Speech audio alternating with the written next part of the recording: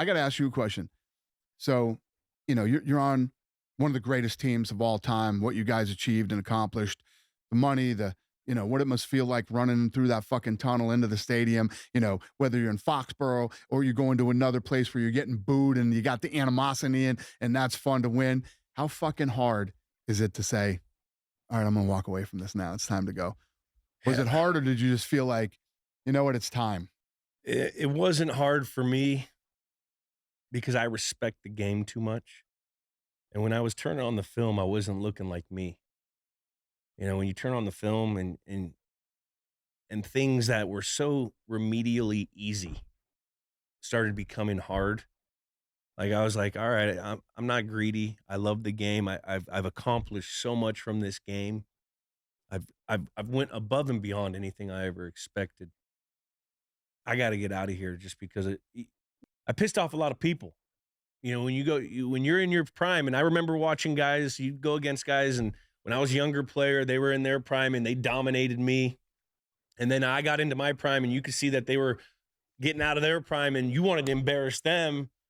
There comes a point where you can get hurt out there if you're not. Right, 100%. You get hurt. It's like this sport. Exactly. You stick around too long. You can get hurt. And if you're not cutting the same way, you're a millisecond off. Guys are trying to tee off on you. You've been on the Patriots. You've won so much. Yep. You were circled every year. This is the team.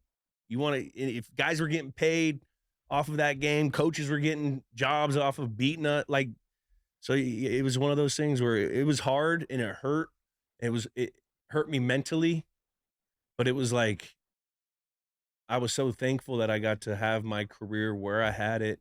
I got to play on one team and I respected the game too much where, I could have played 2 more years. Right.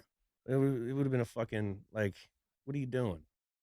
I didn't want to be that guy. Right. I remember watching those guys. And were you hurt the year you Yeah, retired? I tore the root of my meniscus in the beginning of the year.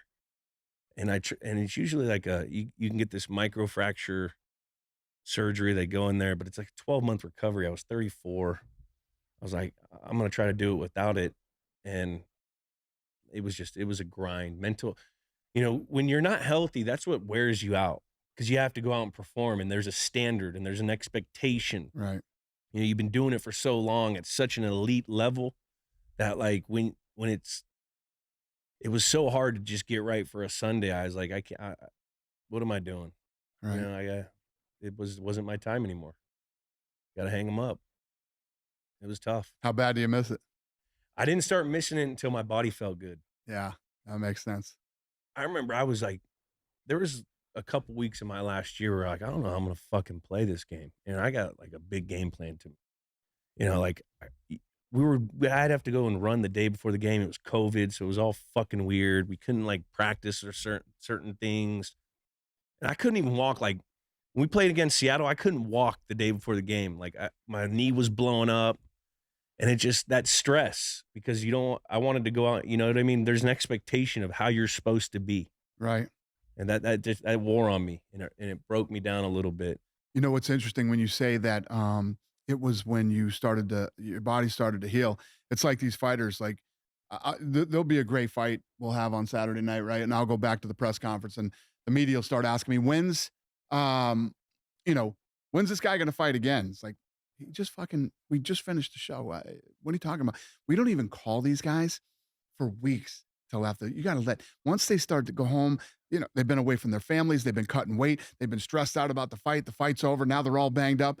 You let them get past all that. When you're that type of an athlete, like you just said, you start to get antsy once you start to feel good. Yeah. Then you start to think about what's next and all this other stuff. But when you're beat up, and they don't even want to fucking talk about or think about. No.